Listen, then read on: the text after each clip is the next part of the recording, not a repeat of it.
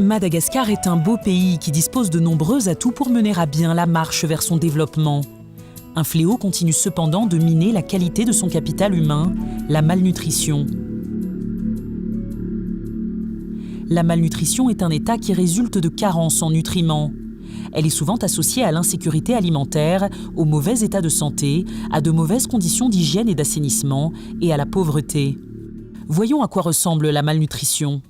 Sichaka et Mirantu sont nés le même jour, mais la malnutrition ne leur a pas donné la même chance. Sur ces images, ils ont tous les deux 5 ans. Mais Sichaka est malnutri et accuse visiblement un retard de croissance physique ou malnutrition chronique. Son développement mental est également retardé. Malheureusement, puisqu'il a déjà 5 ans, Sichaka n'aura plus la possibilité de refaire son retard et il n'aura plus la même capacité de réussir sa vie que Mirantu quand il sera adulte. La malnutrition, on la rencontre tous les jours sans que l'on s'en rende compte, même ici dans la capitale Antananarivo. Madagascar est actuellement le 5e pays au monde à fort taux de malnutrition chronique. Selon le plan d'investissement pour la nutrition, produit par le gouvernement de Madagascar avec l'appui de l'UNICEF, la malnutrition chronique touche malheureusement 47% des enfants de moins de 5 ans à Madagascar, soit près de la moitié des enfants et donc un capital humain qui ne pourra pas soutenir le développement économique et social du pays. La situation est grave. À ce triste palmarès s'ajoutent les 9% des enfants de moins de 5 ans qui souffrent de l'émaciation, aussi appelée malnutrition aiguë ou maigreur. Cette forme de malnutrition est mortelle et affecte particulièrement la partie sud du pays, avec des pics fréquents. La malnutrition est aussi hélas responsable du tiers de la mortalité infantile à Madagascar, avec un chiffre de 18 000 décès annuels, selon toujours ce même rapport. Au-delà du drame humain, la malnutrition a un coût économique élevé pour Madagascar. Chaque année, les pertes économiques évitables liées à la malnutrition équivalent à 7% du produit intérieur brut de Madagascar, c'est-à-dire environ 740 millions de dollars, soit plus de 2300 milliards d'ariars, selon le rapport de l'UNICEF sur les conséquences de la malnutrition en 2017. Ces pertes élevées sont principalement associées à la malnutrition chez les femmes enceintes, les nouveau-nés et les enfants de moins de 5 ans. Des efforts exemplaires ont pourtant été entrepris dans le passé à Madagascar. Ils ont réellement porté leurs fruits. Mais les gains obtenus ont été réduits à néant au cours de la dernière décennie de crise. La couverture et la qualité des interventions de nutrition spécifiques actuelles sont au plus bas.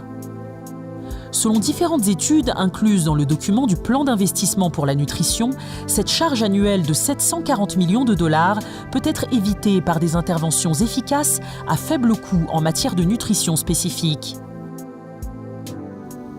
Sur la base de preuves scientifiques rigoureuses, le document du plan d'investissement pour la nutrition à Madagascar propose par exemple un portfolio essentiel de nutrition qui inclut 14 interventions intégrées. Ces interventions sont regroupées dans 3 paquets ciblant les femmes enceintes, les jeunes enfants et la population générale. La stratégie initiée par le mouvement SUN, ou Scaling Up Nutrition, se concentre surtout sur les 1000 premiers jours de l'enfant, c'est-à-dire à partir du début de la grossesse jusqu'à ce que l'enfant atteigne 24 mois d'âge. Ainsi, un investissement annuel de 48,4 millions de dollars pour ces paquets d'intervention peut réduire la perte économique nationale d'environ un tiers sur les 5 premières années. Sur $1 investi, Madagascar en gagnera donc 5, à la condition cependant d'avoir 90% de couverture au niveau national. Des actions sont également nécessaires dans d'autres secteurs afin de réduire au maximum les pertes pour Madagascar.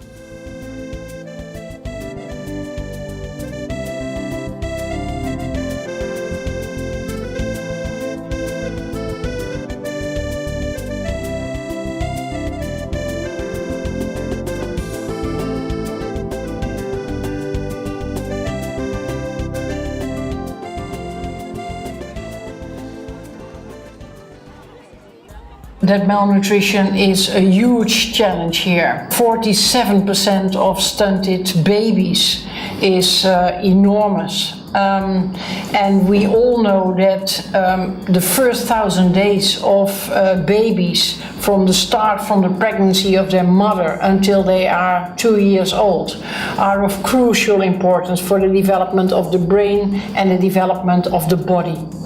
And nutrition is important for economic development. Better nutrition is important for social development.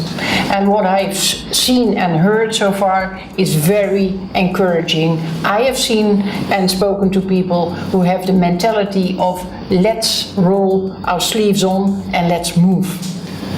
The first and most important thing is that the government takes the ownership and leadership also for this third program, National Nutrition Plan.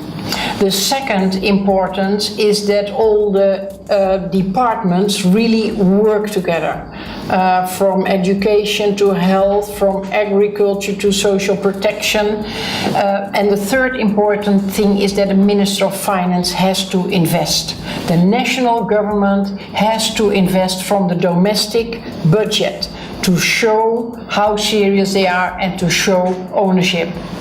And then it is crucial that all the different stakeholders, including the donors, private sector, civil society, and the UN, support and align, are supportive and align with the government so that they collaborate, work together instead of having each of them their own priorities and their own projects. Le Plan national d'action pour la nutrition, ou PNAN 3 2017-2021, est en phase avec le plan d'investissement pour lutter contre la malnutrition. Le PNAN est en ligne avec les priorités nationales, comme l'objectif 4.1.3 du Plan national pour le développement le stipule, lutter contre la malnutrition dans l'axe stratégique 4 du même plan concernant le capital humain adéquat au processus de développement. Il contribue aussi à l'atteinte de l'objectif numéro 2 de l'ODD, visant à éliminer la faim, à assurer la sécurité alimentaire, améliorer la nutrition et promouvoir l'agriculture durable. Le PNAN est également conforme à l'adhésion de Madagascar à la déclaration de la CIN 2, conférence internationale sur la nutrition de Rome, qui s'est déroulée en 2014. Le PNAN s'est également référé au rapport des publications scientifiques comme les revues The Lancet ou encore The Cost of Hunger qui publient des résultats de recherche sur la santé et la nutrition et mènent des études sur le coût de la faim à Madagascar. Le plan national d'action pour la nutrition vise surtout à améliorer l'état nutritionnel de la population malgache, en particulier la population vulnérable.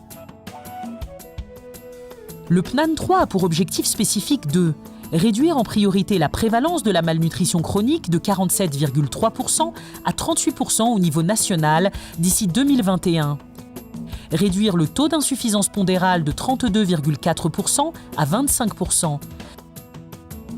Assurer que le taux de malnutrition aiguë soit de moins de 5%. Et de réduire le pourcentage des enfants ayant un faible poids à la naissance de 11,4% à 9%. L'élaboration du PNAN 3 a tenu compte des recommandations de l'évaluation du précédent PNAN, notamment sur la nécessité d'une approche multisectorielle intégrant la santé, l'agriculture, l'assainissement et l'hygiène, l'éducation, la protection sociale et la recherche scientifique.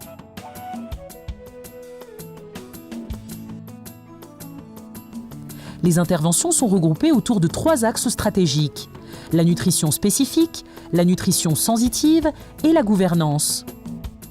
Ces 3 axes stratégiques sont soutenus par des interventions transversales en matière de communication et de gestion des catastrophes. L'axe de la nutrition spécifique prévoit des interventions visant les causes immédiates de la malnutrition et du retard du développement du fœtus et de l'enfant. Les interventions sont basées sur des preuves scientifiques pour la réduction de la malnutrition et constituent le portfolio essentiel en nutrition, similaire à celui du plan d'investissement. Il s'agit notamment de renforcer les interventions pendant la grossesse, de mettre en œuvre les activités de prévention de la malnutrition chez les enfants de moins de 5 ans, de renforcer la prise en charge de la malnutrition aiguë, de promouvoir des activités nutritionnelles en faveur des adolescentes au niveau communautaire et scolaire et de renforcer la fortification alimentaire. L'axe de la nutrition sensitive concerne les interventions ciblant les facteurs sous-jacents de la malnutrition et qui assurent la sécurité alimentaire des ménages, l'accès aux services de santé et à un environnement sain. L'axe de la gouvernance vise à renforcer le cadre politique et réglementaire ainsi que la coordination intra- et intersectorielle dans la mise en œuvre de la réponse nationale.